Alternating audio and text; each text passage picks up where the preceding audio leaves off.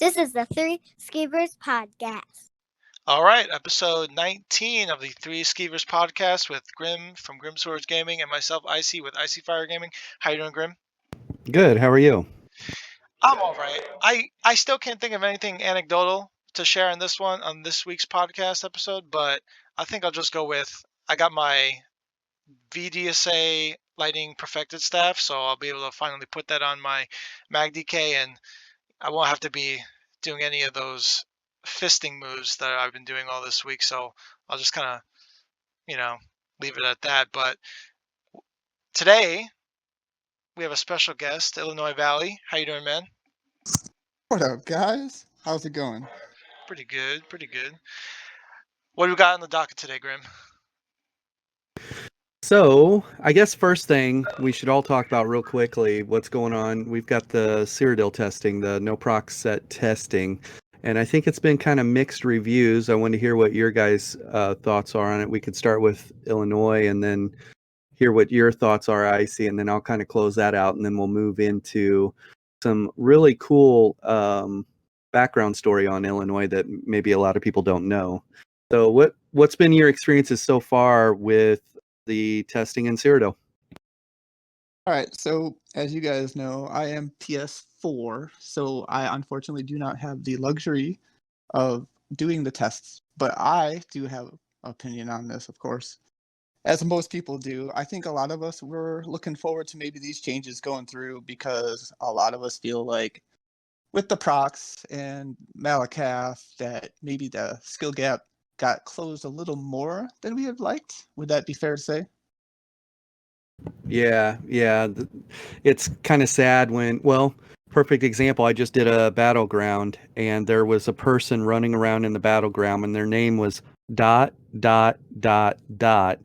they were running like 7 dots on the build, and they had the most damage at the end of the BG, just running all these dots on it. And so that kind of sums it up right now, I think, is that dots can absolutely carry. Yeah, actually, we just ran BGs last night, in fact, and there was a Mag DK in there. He was running 3 proc sets, all the dots. He did 2.5 million damage with just light attacks. It was the craziest thing. Yeah, craziest thing I've ever seen. So we all know that that's a problem, and I really appreciate the idea that they're even testing to maybe address that issue or fix that issue. So, you guys have heard rumors maybe that maybe that won't be the case, but I really hope that they do look at this and keep it in mind in the future, or maybe even just slightly tune down proc sets at the very least.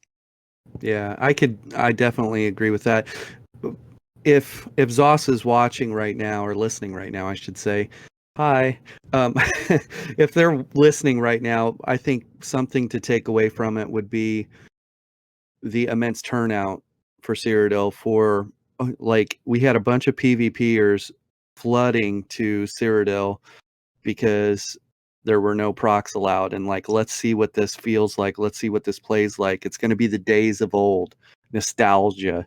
Everybody was really looking forward to it, and that kind of tells you where the masses, as far as PvP go, which probably aren't overwhelming numbers of people, but where PvPers for the most part would like to be. There are some people that say, no, I need my proc sets, or I want my proc sets and things like that, but the bulk of PvPers would rather see either no proc sets or proc sets that are tuned way down, and so that's one of the things. Another thing too, if they're listening, this was brought up just a little while ago. I was training somebody in some battlegrounds and they brought it up, and Deltia brought it up as well.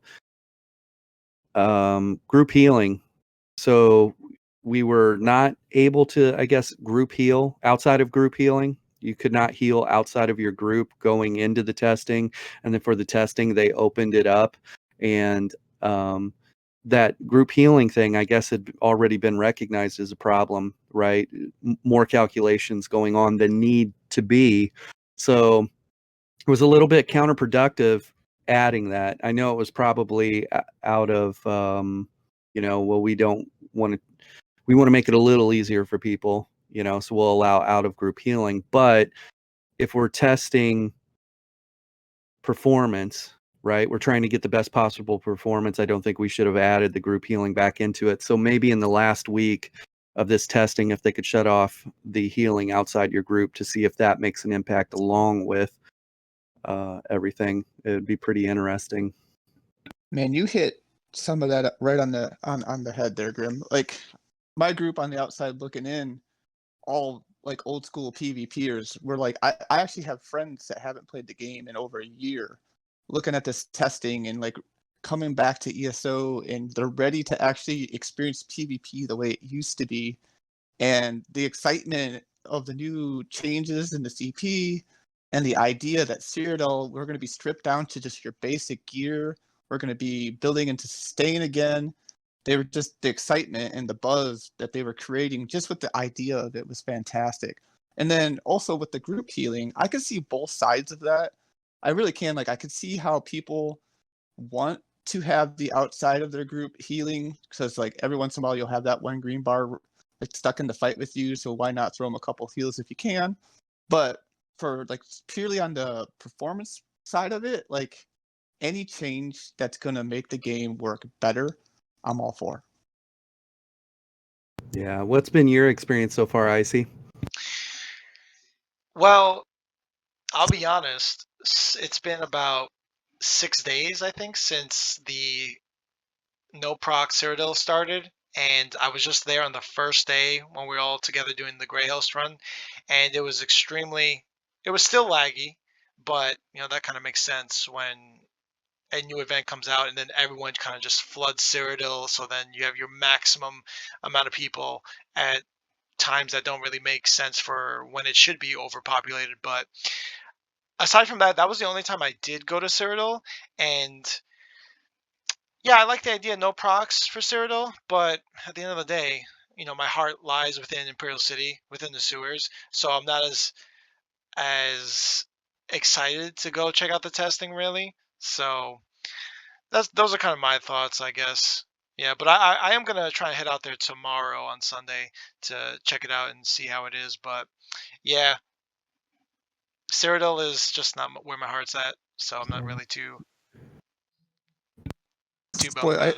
I Yeah. see you're hitting that on the head too, because I gotta be honest with you guys, like the last week or so, my heart's just not been in Cyrodiil. Like, just because like proc sets have got everything so unbalanced, and then you have the lag, and you just, I don't know, like it just takes some of the just the fun out of it. And like I almost feel almost a little burnt out, not maybe burnt out, but just like a nice little break, because my heart just isn't in it right now with everything that's going on. So touched on that pretty well.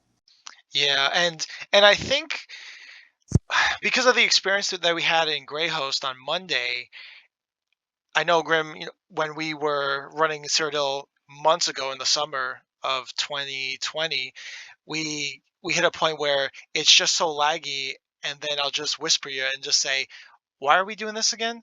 Why are we here? Why can't we go to the sewers where it's essentially lag free and we could get into fights and not have to press my major resolve 6 times?" Or what did you say on Monday? You were like, "I can't cast my buffs," or I know Papa was saying constantly, let me go buff up. Give me like 20 seconds." Like, what? That's just ridiculous, man. Yeah. Yeah. There were patches where it was very rough. So, do you know if they made the change to werewolf for this test also? Where they, With the major resolve changes, yeah, did they do that? I don't remember seeing it in there, but I think from my memory, I think they were going to do that for the next official patch. So when they do the CP changes, I thought that's when that was going to go down. So, yeah, so that's kind of what I thought too. Like, so I was running around as a werewolf and I didn't check that, but I felt like a demigod because here we are running max stat type builds and there's no proc sets to get proc down, right? So that kind of plays into the werewolf's strength. So I kind of felt that way, and that's why I decided the rest of the time that I go out there, I'm not going to play as a werewolf. So Yeah, I'm a big advocate of play the game how you want to play the game. But if we're going to talk about werewolves, we should probably just throw in my 2 cents here, and then we can move on. But yeah, for sure. play the game how you're gonna play the game. I'm all for it. You paid for the game, you're paying for the game or whatever. Just understand what it is you are playing though. Don't get overly confident because you're on a werewolf that's overtuned and you're doing godly things, because it takes one patch to bring you back to reality, and then where you at then, you know what I mean? Like, there's a lot of people out there running around on their werewolves talking a lot of things that maybe they shouldn't be talking about. They're kind of talking out their butts. And I would just say to them, hey, the patches catch up to you eventually.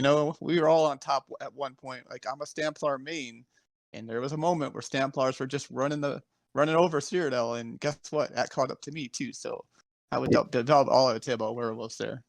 Yeah, I'd like to see. Love the idea of their armor buff being named Major Resolve, specifically. So, because what was happening before was they were getting the 10k resistances and then also wearing Mighty Chudan 2-piece. And, that's 15k resistances right there. And so that's pretty crazy. So I love that change. That was very intuitive, or very, very smart, I should say. But the other thing, too, is their heal needs to be adjusted to some degree or some fashion. And I know that maybe you don't do that change in the same patch where you're taking their resistances away, because then it'll be hard to gauge, what type of impact you've made. But I kind of feel like they've been so dominant since Greymoor, right? They've been so dominant since Greymoor that they could probably stand to get the nerf hammer a little bit and force those people to go actually play a class and see how they fare, Yeah, and I think when they do make changes like that, they should make them one at a time. Especially, since we were talking about the Cyrodiil stuff just now, they should have probably just left the healing only in your group effect going on, because now, as you were saying before, it's hard to gauge. When you make so many changes, it's hard to tell what's actually being effective. And by effective, I mean, was it too much? Was it too little? That kind of thing. Did we achieve what we were trying to achieve, or did we do it too much? Well, maybe we'll put one back. Well, now you're kind of bouncing all over the place. So I completely agree. I don't think anything should be completely gutted. A little here, a little there, even if it requires this, like, Band-Aid fixes in between patches, even like completely gutting something because it's overtuned. It's not the player's fault that you overtuned it. It's your fault, So, like, to completely gut it and take somebody's playstyle away from them where they have to, like, completely change on the spot isn't always the right call to make, yeah, absolutely. Yeah. So, you're the episode after Deltia's episode. How about that? Well, that's some big shoes to fill, and I feel very small at the moment and very honored at the same time. It's very cool. Before we even talk about me, though, I'm gonna flip the switch on you guys. Let's talk about you guys for a second. What you guys are doing here with these podcasts, and not just your podcast, your Discord and your YouTube channels. What you guys are doing is pretty awesome. Like, you guys are giving the stage for small content creators, middle content creators, and big content creators. And that's fantastic. Like, for me personally, I'm just a small guy. I'm a small fish in a big pond. I'm sitting here with my 500 subscribers, and you guys have taken the time out of your day to bring me on your podcast to talk about my thoughts on a game that we all love, and that's awesome. Also, on that note, Delcius Gaming, what you guys did there, man, like, you guys brought back a legend. Like, you guys went out there and you reached out to him, gave him a little poke, said, hey, you know what, we do this podcast and we want you to come on it. And then something in him said, yeah, I'm gonna do this. All right, it sounds awesome. Let's get in there. Let's talk about this game I used to play. And then you guys made that message for him with all the content creators. And suddenly you lit that fire in that man's heart. And guess what, guys? Deltius Gaming is back. And you guys did an amazing thing there. So, pat yourselves on the shoulder a little bit. Take a little bit of that credit. Awesome job, guys. Very awesome. Thanks, man. it was kind of interesting when I first spoke with Deltia. I was very honored to speak with him. Like, it was very cool talking to him.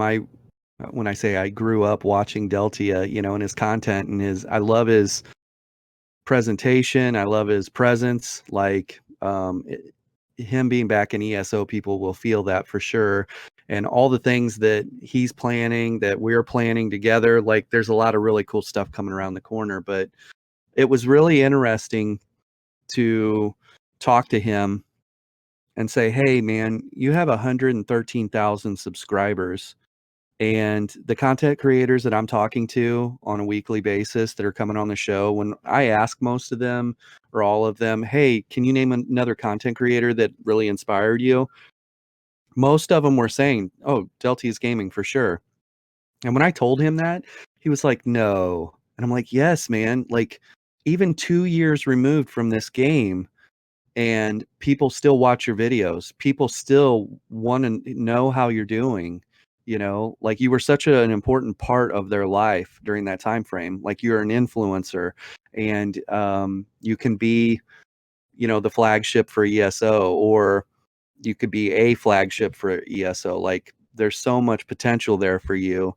And so when we put those clips together with the content creators, I only had about a week to throw that together for people, and there was a lot of scheduling conflicts. So we probably would have had twice to three times the amount of content creators, but just scheduling couldn't permit, you know, to get that. But he just couldn't believe that 2 years removed from the game and be that big of an impact for people. And so he started looking at everything, and then one thing led to another, and he was like, you know what? Like, I can do this better.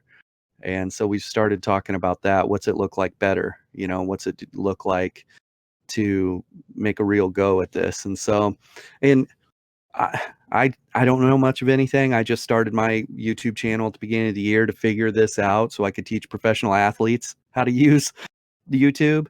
And so I just shared my knowledge with him, and he's been completely open. He and I talk on a daily basis, and he's really, really good to work with. So I don't know. I'm excited for what the future holds, and I believe in the high tide raises all ships. And that was one of the things that I brought up to him. And I was like, you know, for me, for us, a lot of the content creators, you are the high tide, you know, and you can help raise everybody up if you embrace that mentality or that methodology, you know, embrace all the content creators. And that was my thing, was when Deltia wasn't here, well, we'll be the high tide if we can. We'll try and raise up all the content creators that deserve to, they're hungry and they want to achieve something, and let's band together and make an awesome community for ESO. And so when I pitched that to him, and I was like, you could be that, you know, you could be the high tide for everybody. And he really, really loved that. So I don't know. I'm really excited, but thank you. Sorry, getting off on the Man, tangent. Your no, show. that is so cool, dude. Like, you know what, 2 years is actually incredible. I remember watching his farewell video in my car before work at like 4 in the morning, and be like, oh man, there goes another great one, because we lost a couple others before that. And then, of course, when he did his I'm back video last week, first comment I make on there is, man, I hope you updated your PJ game, bro. Because I'm expecting some PJs in your videos, you know? Yeah, yeah, he loves that. He's got a really good sense of humor, and he's super creative on the content that he's going to be having come out. But I think that he'll be able to raise all of us up. You know, he's the high tide, and we'll do our best to be the high tide for whoever we can, and everybody just band together and see what we can accomplish. Hey, teamwork makes the dream work, right? It does. So you, before you created your YouTube channel for ESO, you were making low budget films on Yep. or on YouTube, correct? Mhm. Like adult, like, horror movies. Yes, correct. That's correct. So again, like, my history with videography goes way back to when I was really young. My dad being a photographer, my brother being a videographer, and me kind of just doing both. So back in the day, before YouTube was even really a thing, before people were getting paid, we were already on YouTube, and we were making these still motion movies, and we were just picking out some of our favorite like bands with their favorite music. We get copyrighted all day long, but we were just out there having fun and doing something that we loved. And this is way back before YouTube was a thing, and we were just absolutely loving it. And that's how I got my YouTube start. That's how I was introduced to YouTube. And then a few years later, we actually got kind of a following and a backing, and we took our first step into live action, and we made our first live action horror movie, and it was terrible. It was absolutely terrible. It was so bad. And but like at the time, like we were doing it, like we weren't saying we were gonna do it. We were doing it. Like we were just a bunch of young kids with a camera and ideas and a dream, like a camera and a dream is basically what we could say there. And like it was just crazy how much people supported us. This town that I live in, there's like, I don't know, it's small, about maybe 9,000 people in the town I live in. And like I swear all 9,000 of these people were supporting us and like donating money to us and saying, hey, go out there and do your thing. We had the mayor giving us keys to like areas of the city that nobody was allowed to. Like it was just awesome. Like I like probably like when I reflect back on my life, that's something I'm going to talk about for the rest of my life. So after we made our first movie, we made what we called the reboot of that first movie, and it was our second movie. And that one's the one that's more covered on YouTube, like more like recently on my channel now. I talk about it here and there, not too much. I actually posted it on my YouTube, so if you guys want to go check it out, it's called Dead Before Dark. The version I have posted now is the, like, I call it the director's cut. Like everything we filmed is in it, so it's not very like, it doesn't flow well, but I just wanted to throw like everything in there because we worked so hard on everything. But the actual movie itself, maybe 30 minutes, where the director's cut's probably like an hour. And so that's like 30 more minutes of footage that probably you don't need. But if you want to check it out, it's called Rift Dead Before Dark. You have to put that in your search bar and it'll probably come right up. And you guys, I can't guarantee you I'll give you that back in your lives, but if you check it out, I appreciate it. And that's really where I started to get my YouTube like feed like wet, like then I started vlogging and I did some car stuff for a while, and I was just trying to find my niche, or niche, as people say. We say niche here in the Illinois Valley. But I was just trying to find my thing, and then I started playing this game called Neverwinter. I don't know if I'm allowed to say that word in this podcast, but that was my very first MMO, and the game was terrible, right? And my buddy at work's like, oh, you got to try Elder Scrolls Online. You play Elder Scrolls, right? I'm like, oh, heck yeah, I do. I love those games. He's like, well, they made an MMO. I'm like, what? And so I put the game in, and I haven't looked back since. So my channel slowly but surely just transitioned to Elder Scrolls Online. So how long until we see some live action ESO skits?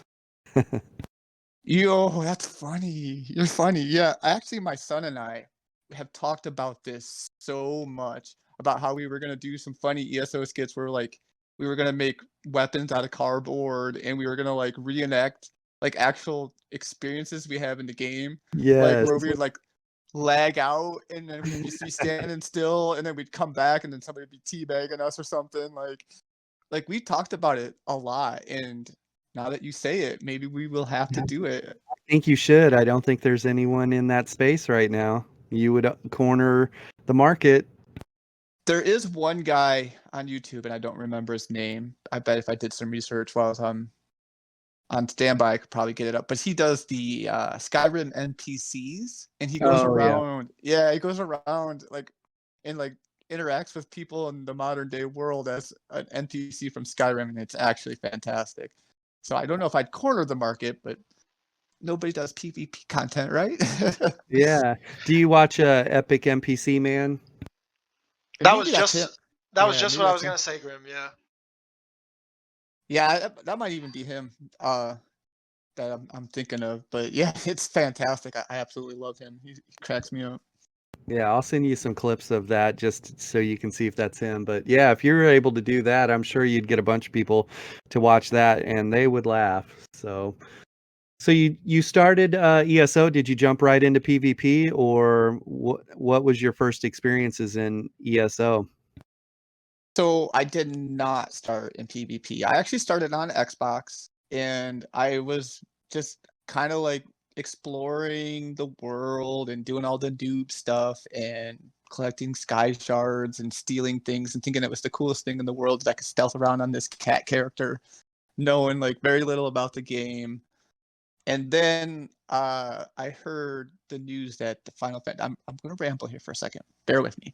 But I heard the news that Final Fantasy VII Remake was going to be a PlayStation only exclusive, and I was heartbroken. Right.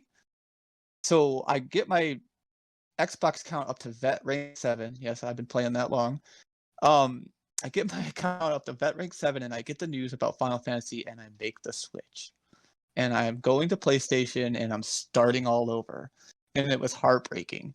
So, but when I went to PlayStation 4, I started to venture a little more into Cyrodiil, and I realized that that's where my heart was. Like, I absolutely loved the player versus player aspect of the game that I kind of was overlooking at first. And then I'm going to name drop here, and he's going to love me because he's my hero. But I met this guy called Emo Syndicate, and when he and I linked up for the first time, I knew that small scale PvP was going to be my jam because like we were doing things that I didn't even realize was part of the game. Like he opened my eyes to this whole new world of Elder Scrolls Online. Like to think that two people can go up against a full 22-man group and like maybe not wipe them completely, but take out chunks of them on the way out the door was like the most exhilarating part of the game that I've had yet to experience.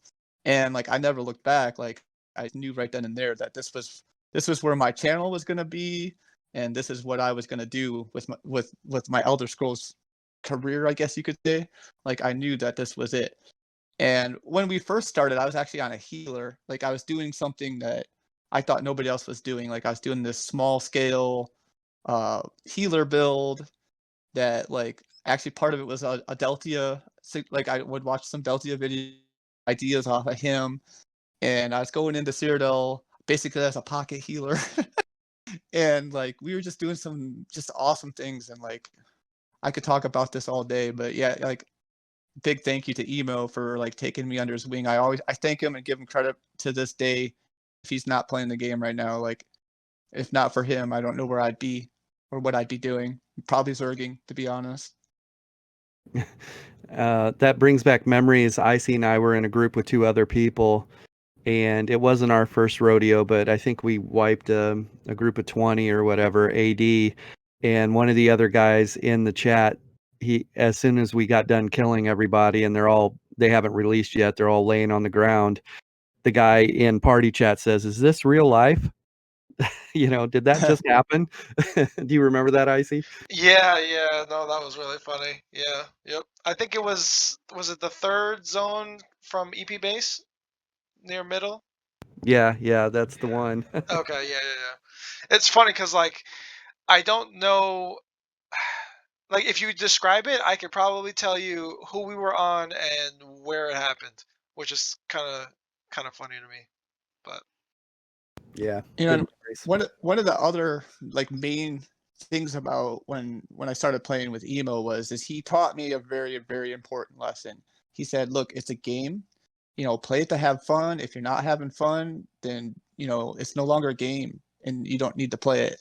So like when we were doing whatever we were doing, like we always had fun. Like we would have like no weapons Wednesdays where we'd go out on a Wednesday and would go like prime time Cyrodiil when everybody's super sweaty and doing their thing and pushing for amp or whatever they're doing, running their scrolls, and we were running around punching people. Heck yeah, Because man. Live your because best life. that's what we want to do. We don't want to do scroll runs and run for amp. We want to just go out there and be trolly. Like we want to have fun. We want to laugh. We want to enjoy our time on a game because that's what we're doing. We're coming home from work and we're trying to get away from everything that's going on around us. I don't want to go on to a game and be stressed out and like mad or salty or whatever. Like, I want to go and have fun, like it's a game. It should be fun. We should be out there having fun. So like we do No Weapons Wednesdays. We do naked PvP was one of our favorite things to do, where we'd run out there like completely naked and like basically have like 100 points into like sprinting, and we just run around and troll people, like. So like I learned a very valuable lesson, and I learned it very early with him. Like he definitely showed me like the different sides of the game that like made it fun for me. I've kept that to this day. Like I don't have the best gameplay out there. I'm not that 1%er, as Delcia would say. I'm probably not that 10%er or maybe even that 20%er. Shoot, I'm probably somewhere in the middle. Like, do I play the game at a different level? Like, yeah, there's definitely people underneath me that aren't quite as skilled at the game or maybe not as knowledgeable at the game, but like I am not like a great like player, right?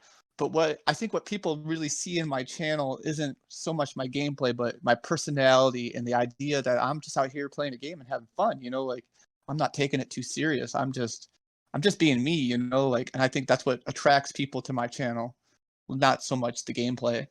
And I'm okay with that. Is Stamplar your favorite class? Okay, so that's a tricky question.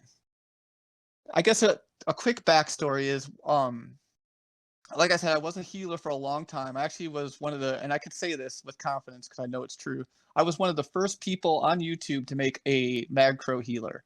Like when that Mad Crow, when the Crow was announced, I knew instantly what I was going to do because at the time I was maining healers.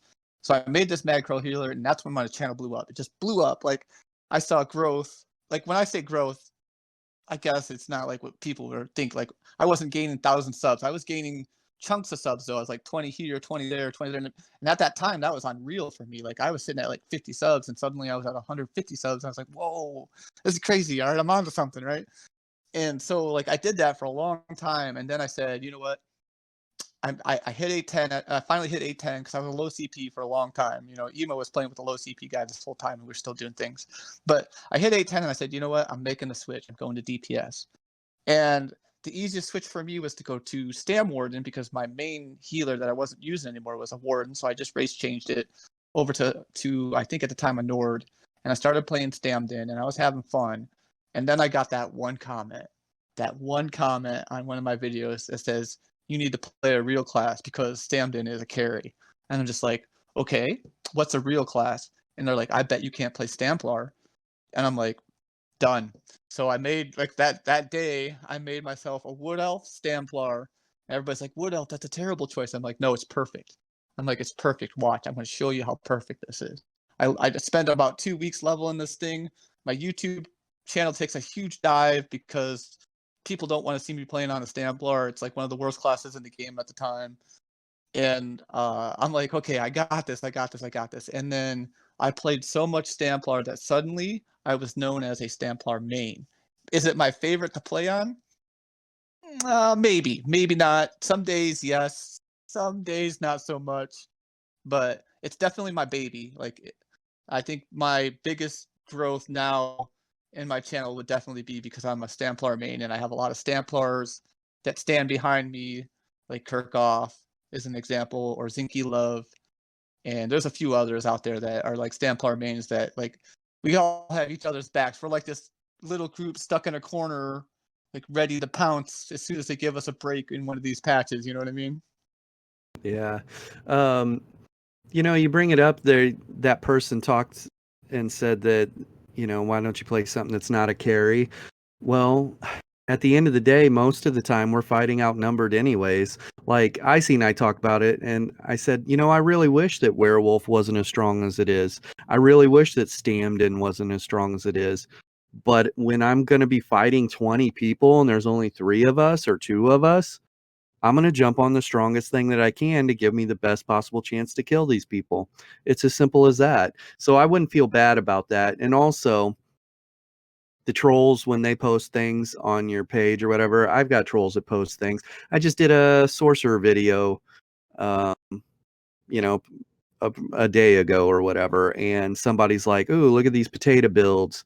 I can't wait to eat them up." And I'm like, dude, did you not watch the BG footage? Like, you can't make everyone happy all the time, and there's trolls are going to be trolls, you know. I almost responded to his comment to haters gonna hate because they ain't us Right. from a movie, you know, but because they ain't us. But Yeah, yeah, there Oh you God. go. There it you know, is. yep, there it is. But So I don't go know. go ahead. Don't worry about that. I was going to touch on your point, both points actually. First of all, I absolutely embrace all my trolls because, in a way, I feel like I'm kind of a troll myself. Like if you watch any of my content, you can just see that I'm just poking fun at the game pretty much the whole time. Like, like I'm just average player doing these incredible things at times, but I'm just kind of sticking my nose at it. Like I'm just like, yeah, I did it, but anybody could do this, whether they can or can't, irrelevant. So like I always embrace my trolls. I always comment. I'll give them a like, give them a love, and I'll be like, hey, thanks for coming and checking out my video.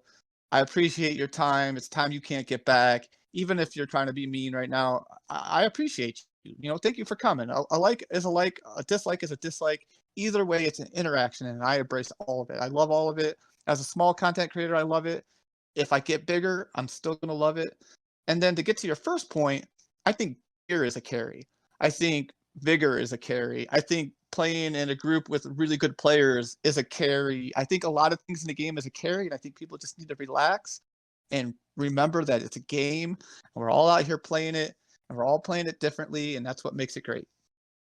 Yeah, I agree. And I think that's funny. The trolls, they think that they're hurting you somehow by hitting thumbs down or leaving a comment. And at the end of the day, they're actually helping with an interaction, positive or negative. They're helping with an interaction, which drives the YouTube algorithm. So go ahead and hit that thumbs down every single video. I'm cool with that. Go ahead and leave a negative comment every single time. I'm good with that. You're just helping drive the YouTube algorithm. So Right, It, and I guarantee I have a dislike troll or two because like within minutes of posting a video, I have a dislike already. Sorry to cut you off there, Icy. My bad.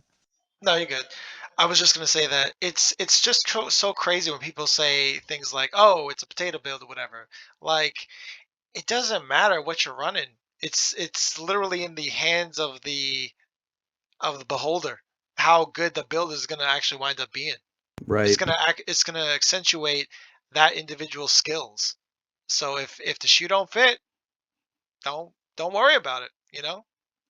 Yeah, they're always going to have a reason, It's like, oh, here's a BG I went 34-0 in, and they're like, what a crap build, what a potato build, or blah blah blah, and it's like, I just went 34-0. I don't know what else you want. Oh, well, you did that against potatoes. Well, what do you? I mean, I don't even know how to make that person happy. So, you know And what? and They're then it's like, what's your excuse gonna be? You could pick whatever meta build you want, and then go into BG and you go 30-0. Okay, great, build's awesome. The next BG, you're 1-15. I mean, are you bad? No, they were literally just focusing me the whole time for whatever reason. Maybe something was off that day. There's so many external factors that come into play for I guess like anything really. It's just so ridiculous when people comment on like certain builds and stuff like that. But yeah, but there are moments though when like even in I was doing a dungeon, or was I doing a dungeon?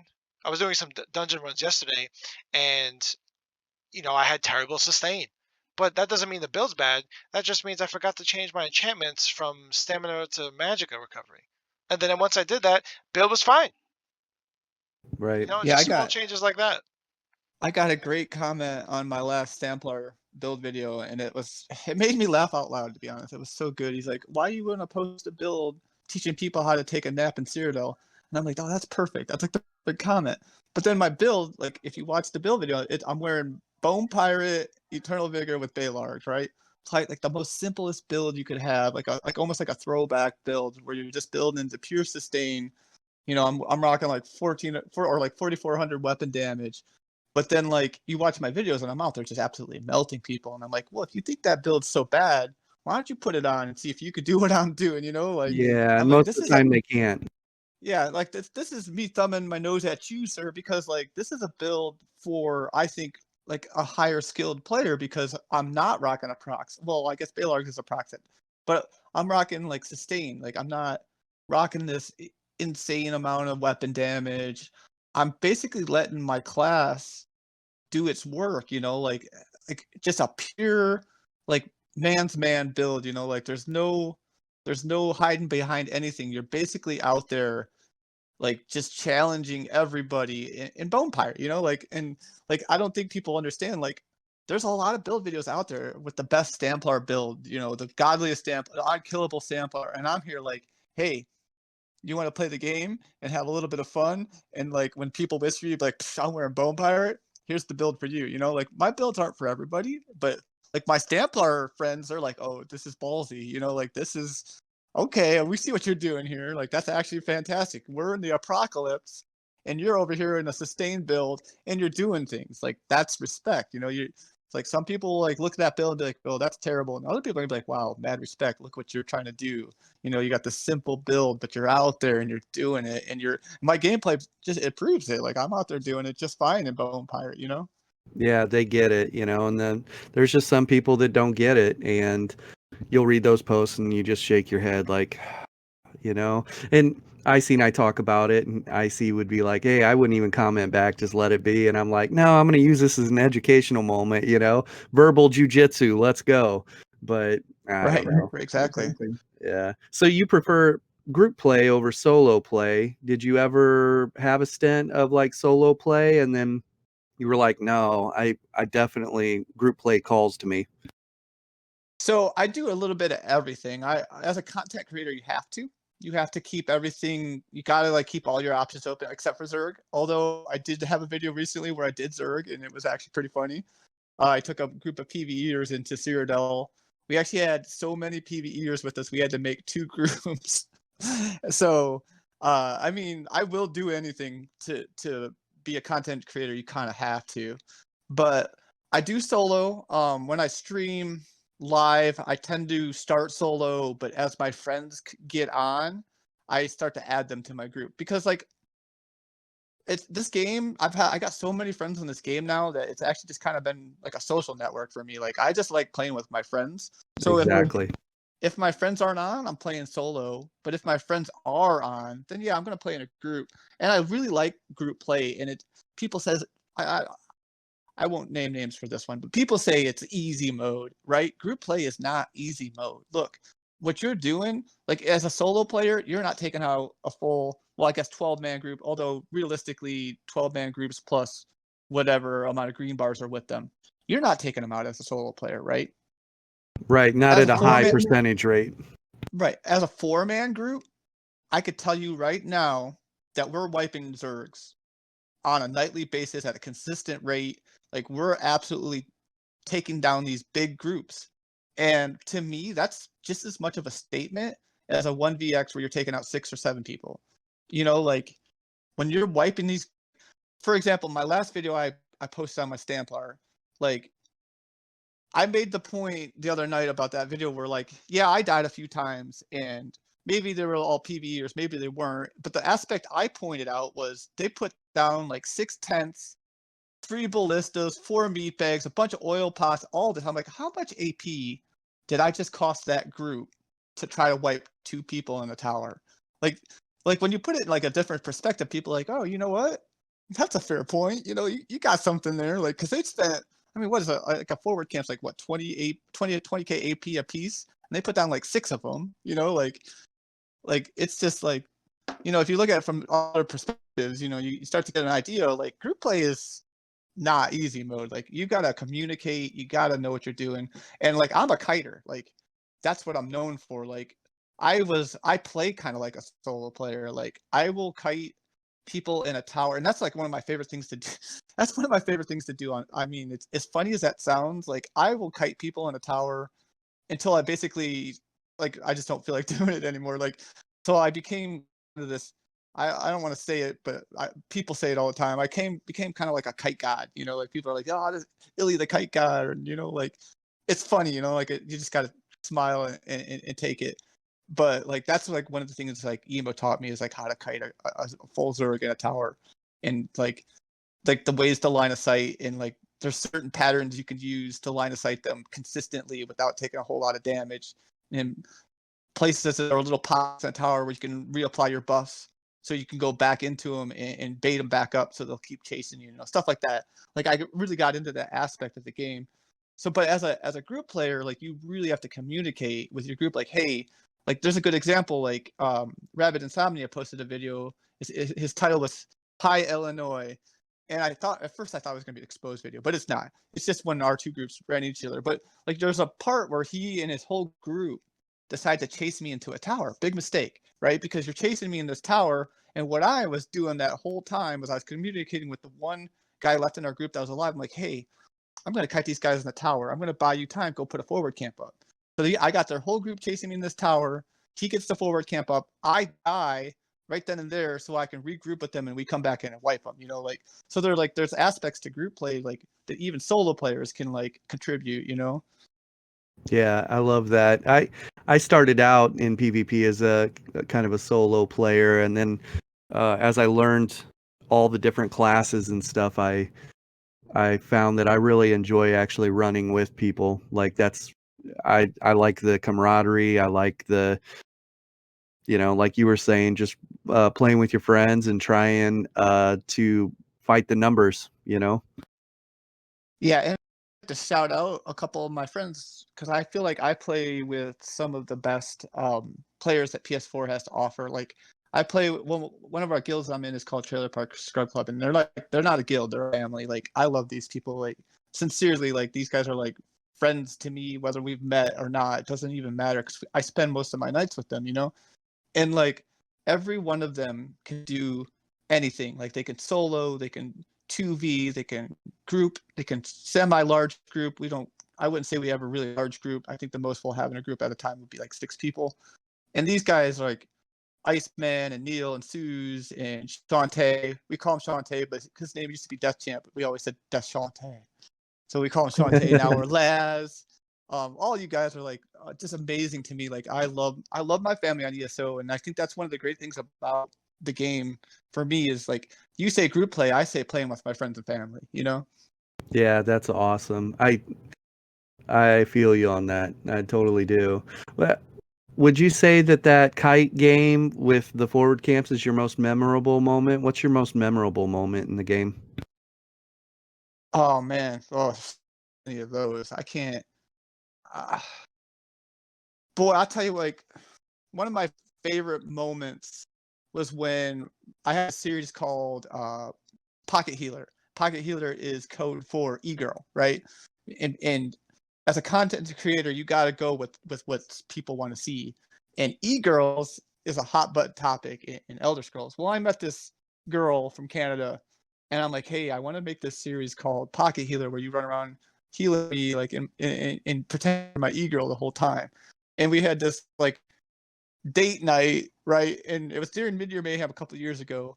And like we just had this date night where we were going around Cyrodiil and we did like a little pub crawl where we were hitting all the little pubs throughout Cyrodiil and having a good time. And it was like one of those good nights, like one of those nights that remind you that the game is intended to be fun. I would say my most memorable moment though, I was with my buddy Deshante. He and I were it was just 2 of us. I was on a Stampar and he was on a Stamp TK. And we had I don't even know how many people were there. It was back when the groups were like 22 strong, but there was green bars there too. And I'll tell you what, we pulled them into that tower and we fought them for a solid hour. And at the end of the day, we actually wiped them. It was the best 2VX I've ever had in my life. And it's a night you just won't forget. And he has a video up and I have the video up. And for both of us, it was just this great moment. And I don't even know if we could ever recreate that with all the changes that have happened since then. But definitely probably my most memorable moment was that 2VX. Like, I don't think we could ever recreate that. I've had plenty of 4VXs where we wiped big groups, but 2VXs, that's a rare thing for sure. Yeah. So when Mid-Year Mayhem's going on, do you guys take the fight to Imperial City? Or do you still stay Cyrodiil? So for Mid-Year Mayhem, I literally treat it as a walking punchline. Like, I don't take Mid-Year Mayhem very seriously because you're always going to get those people, those haters out there saying, oh, it's not a real clip. You're just going up against PvEers, yada, yada, yada. And I'm like, you know what? That's fair. If you don't want to watch it, I want to post it, And whether that's right or wrong, that's here or there. So I take Mid-Year Mayhem and I just kind of treat it like a joke. So I'll do like naked PvP, or I'll do this one I did like that Zerg. I took a PvE Zerg in, and we took a bunch of scrolls and ran them back. We pushed the M circle. We did all this fun stuff that I don't normally get to do. I got to experience the Zerg life for the first time, which actually wasn't all that terrible. Although trying to like communicate with a bunch of people in one chat could get a little overwhelming. I could see how that could get very like frustrating. Or like I'll run around on a solo build. Like this year for Mid-Year Mayhem, I made a Stam Crow with like Coward's Gear and like Wild Hunt, and it's like not your typical Stam Crow. And I was running around kiting them in a tower, and then like I'd put my Smashy Boy in front of me and then kite into it and wipe like a couple guys here and there. I just have fun with Mayhem. It's meant to be fun, and I'll like that's like my time to like not take Cyrodiil so seriously, which is like a nice little break for me. Yeah, I always But view to answer your question, I'm mostly Cyrodiil. I'm actually pretty terrible in IC, to be honest. Why is that? Do you think it? Why is that? So I spend all my time in Cyrodiil. So when I do, because I'm a kiter, and I really rely on knowing my terrain, knowing where I can go, where my pockets are to reapply my buffs, to be able to get high ground on somebody, to be able to turn on somebody because they don't know it's coming because I hit a corner and I came back around. I know Cyrodiil like the back of my hand because I've been playing there. If I go down in IC, I'm like a lost puppy. I'm like, I'll try to kite a group and like I'll turn in to get the door, but then the door's closed and I can't go through there. And I'm just like, suddenly I'm dead because I made the wrong turn.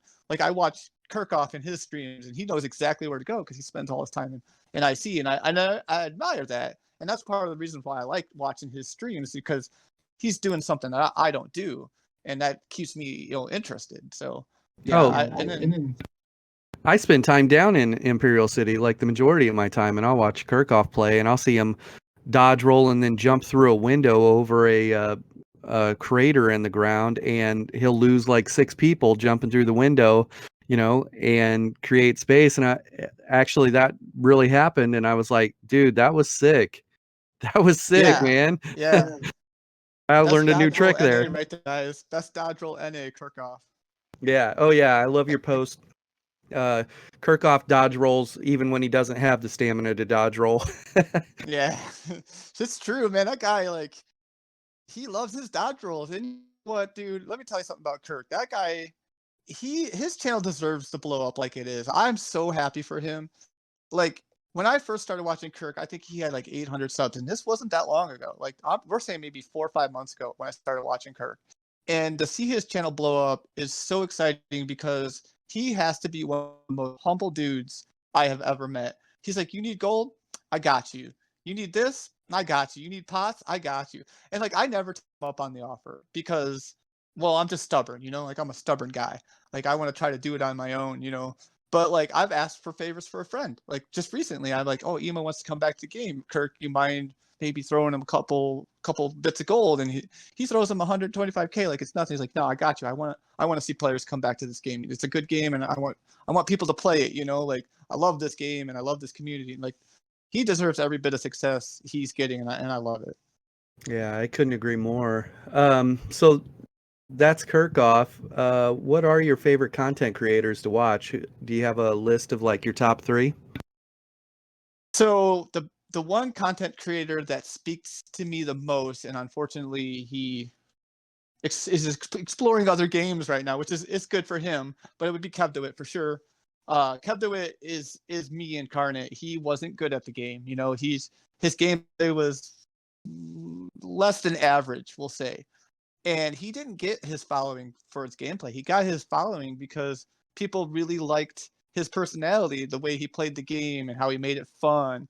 And like he put a lot of editing into his videos, and it was very relatable and easy to watch. And like I've had laugh out loud moments with Kev DeWitt, which I don't think I've ever had with any other content creator for ESO. So Kev DeWitt definitely on the top of my list.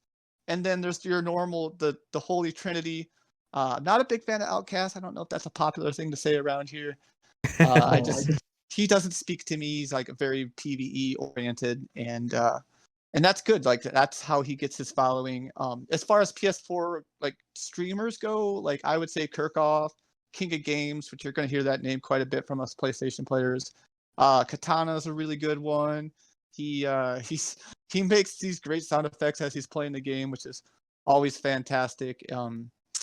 So those are like some of my favorite streamers that I like to watch. I like that Fuzzy's jumping in there with Kirkhoff from time to time too. It's cool to see those guys, Fuzzy Juggernaut, jumping in there too. Yeah, Fuzzy Juggernaut was my 500th subscriber. It was pretty fantastic. Kirk put in the stream, hey, let's get Illinoisvalley to 500 subs, and Fuzzy's like, got him. And he was number that's 500. how it should be. That right there, high tide raises all ships. So if Kev DeWitt is your favorite, you might want to stay tuned to next week's episode. You're getting me excited. Don't do this to me. Don't get me excited. That man's a legend. Yeah, we'll just leave it at that. You know, I don't play any of those games he plays, but I'll still watch his content, man. The dude just cracks me up. He's so fun and lovable. Like, absolutely. You can't help. His delivery is awesome. Like, I just saw him. He was like, so I beat Cyberpunk 2077 with no armor and hand grenades. Here's how that went, you know? So he's a lot of fun. So have you ever been on the receiving end of another content creator? Have you ever, not, this isn't an exposed, but have you ever run into head to head another content creator and you're like, oh, I know who that is. Are there any stories like that? Story I just shared earlier about Rabbit Insomnia, where we ran into each other, and I thought for sure he was going to post, or it wasn't exposed video, and it just turns out it was just a good fight. It was actually a really good fight on both sides. Like, they wiped us, we wiped them, and it just went back and forth. It was a good fight, and like I think he just wanted to put that up there as a little nod to me, which I appreciate. Him and I, we fight all the time in Cyrodiil. It's nothing personal. I have zero enemies. Like, I will never be that guy where I'm going to take the game to that level. It's never going to happen. A lot of people have tried, and they go away very quickly because they realize that, like, I'm very complimentary. I'm like, when I see somebody that's playing good, I'm going to be like the first one to say, hey, you know, what you just did there, that was really cool. I really can appreciate that. You know, so like, to answer that question, I guess, fairly, do I see content creators out in Cyrodiil? All the time. Do we have beef? No, not really. I think a lot of honestly, I would say 80% of my subscribers are PS4 content creators in Cyrodiil, and it's like a respect that we have for each other. We all, like, if you watch like a stream of mine, because you won't catch a lot of it in my videos, but if you watch a stream, you'll see like I'll be out there, and we'll run into like a content creator or like a small scale or even a solo player, and we'll just kind of pass each other by. Like, we'll wave sometimes, we'll say hi, maybe shoot a heart in our whispers or whatnot. But like, there's a genuine like respect among the small scale community on PS4 for sure. See, I like that. It kind of reminds me of John Wick, and you know, when the other fellow assassins are like, "Are you working, John?" You know, and he'll say, "Yeah, I'm working." You know, and everybody just kind of tips their hat and goes their own direction. So I think that's kind of cool. Do you have a wish list for ESO, things you'd like to see change over like the course of this year, other than getting new servers for the game? Wow, that's actually a really tough question. Well, yeah, the servers would be number one on that list, I think, for just about anybody that plays the game, right? I would like to see, they keep trying to lower the skill gap, and I would like to see that stop. I think that when you play the game long enough, there should be a skill gap. I think that you shouldn't be like rushing to close the skill gap. We've earned that by playing the game, learning the subtle nuances, finding our favorite kite spots. we earn the right to be at the top of the mountain, and let the other people earn it too. Don't just hand it to them. Don't give your toddler a toy at the store because they're crying about it.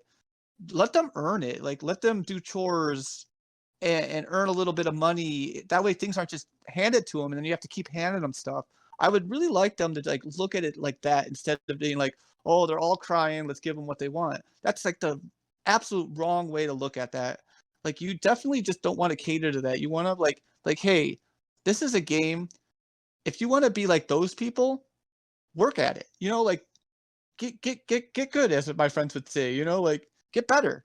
Don't expect handouts because we think we have to hold on to that, onto your, ESO Plus membership. Your $15. We'll get other, people like earn what you're asking for. I would like to see that for sure. How are you doing on time? You got what, 3 minutes left? Yeah, he's actually texting me right now. I got 13 minutes. Okay. So let's talk about your channel real quick, and what are ways that people can get a hold of you, and what are your plans for your channel right now? We need to get you to 1K subscribers so we can get you monetized and you can get merchandise going. But what's your plans for the channel? Okay, so as far as my channel goes, it's definitely a hobby for me right now. I have the skills to do what I do. I was blessed with those skills, and I generally just really like to edit videos and make funny things, and I just have fun with it. I never had that intention in mind to be something like, I'm way bigger now than I ever thought I would be, and I can't even tell you guys how much I appreciate the support.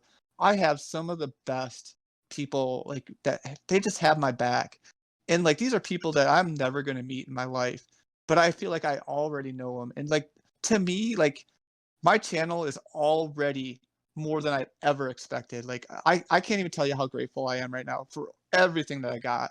If I hit 1K subs, I can promise you guys that it will be a little less of a hobby and a little more of me putting some actual work into it. Like, I'll throw some money at it and give it a real go. Like, I do all my editing on my phone, which I think blows a lot of people's minds. Like, I don't have a laptop, I don't have a computer, I don't have any of that. I do it all on my phone. And like, so if I did hit that 1K subscribers, and I suddenly, like, I might have to take it a little more serious, and that's okay. Like, I'd be okay with that. I'm open to that. But like, right now I'm sitting at like 578 subscribers, and I couldn't be more thankful. That's awesome. As you close in on that, if you need help with anything, let me know, from monetizing the channel to getting merchandise going. If you need logo work or you need anything, let me know. And we got a guy. So Gosh, man, I appreciate that. Like, you guys are doing an awesome job, and I just keep it going. I love what you guys are doing. Like, this community is fantastic, and I've learned that. Like, I can't speak for all platforms, but the PS4 community, people say it's so toxic. Look, there's 1%ers out there like that are like these awesome players, but there's also a 1%er that they're toxic. It's not the community, it's the 1% that's toxic. And if you catch it and you see it and you think it's the whole community, it's not. I'm telling you, there are some great people in the PS4 community, like, very supportive. Like, you go to people's streams like King of Games or Kirkhoff, and you see it. Like, you could just see the love. Like, enemies on the battlefield, but friends outside. Like, all of us just absolutely support each other. It's actually a really great community. yeah, when I run into these people, I'm going to start calling them out, just drawing attention to them, and kind of shame them for that type of behavior. So I have a toxic clown award that I award people that are extremely toxic, and they go out of their way to message people, trash talking. I literally in the game had a guy threaten to crash a plane on my head. Oh, You know? gracious. Yeah, I reported him. He's still running around playing, so apparently that's not too bad of a thing. But yeah, threatened to land a plane on my head. So like, Hey, I'm just gonna start posting these people, and they're gonna be called out for being a clown. So hey, as Forrest Gump once said, Mama always said a Zerglin is what a Zerglin does. I remember that from the movie. Not, I not, remember not that. a misquote. Not a misquote. Nope. Yeah, I remember Straight that from the exact movie. moment. Yep. So in the descriptions below, what we'll do is we'll have links to your YouTube channel. Is there any other ways to get a hold of you currently? Do you have a Patreon set up?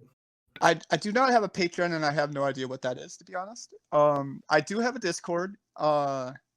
I actually have a link posted in your content creator section on your Discord, and I do post it on most of my videos. I have to get better at doing it more often. But like my Discord's actually fantastic. When I say family and friends, they're all in there. They're all very helpful. I think Grim, you're in there. You could see it for yourself. Like somebody asked for help, and I got 5-6 people jumping on it. Like, hey, I got you. I got you. I got you. Like I had one guy in Kirk's stream the other night. He's like, I really need Bloodspawn head. And I'm like, hey, come to my Discord. We got you. And I posted it in my Discord, and like 6 people jump up. They're like, we got you. We got you. So my Yeah. Discord is super awesome. Great Yeah, people in I my love Discord. that. That's an awesome mentality. Oh, did you have any questions for us before? I know you're running out of time here. What do you got for us? Other than just keep up the great work, guys. Question wise, off the top of my head, I really got nothing. But like you guys are doing an awesome job. I'm gonna keep praising you guys. I will promote you guys as much as I can on my channel as well. Keep up the great work. I just also want to say to all my friends that I know are going to be listening to this podcast, they're all very excited to hear this. If I didn't call you out by name, don't think that I don't love you guys. I appreciate everything that everybody's done for me. I would not be here on this podcast even if it weren't for you guys supporting me and kind of pushing me and showing me things, helping me along the way, getting me in the right gear, theory crafting with me, telling me I'm an idiot at times when I say, hey, this will work. And then you're like, no, Illy, that's a stupid idea. I appreciate all of it. Like, thank you guys for everything. That's my Academy Award winning speech. That's your walk-off home run. Whenever you get back here later today, touch base with me and we'll kind of go over Patreon, make sure that you're looking forward, because I think I want to do our best to try and get you to 1K subs. So, man, I'll tell you what, if I hit 1K, I'm going to go absolutely ecstatic, but I might retire at the same time because it seems like a lot of pressure. But at the same time, like, I can't even think of a more honoring thing to have 1,000 people supporting me and lifting me up and saying, "Hey, we got you." Like that would just be incredible. I don't think you'd find anybody more appreciative out there than like myself. I don't know if that's a bold statement to make, but like wow, like that would mean everything to me. Just to be on YouTube for so long, to pick up a game off a whim and say, hey, I'm going to make content for this game just because I wanted to do it and have fun with it and keep my talents like fresh and not just keep them on a shelf collecting dust. And then I have 1,000 people say, hey, we got you. We like you. We don't think you're the best player, but we like you, Illinois Valley. That would be amazing. Like, I can't even tell you how much that would mean to me. heck yeah. What do you got, Icy? You got anything else? No, I think I'm all set. So if you got any final remarks to close out the podcast, then I'll take us out.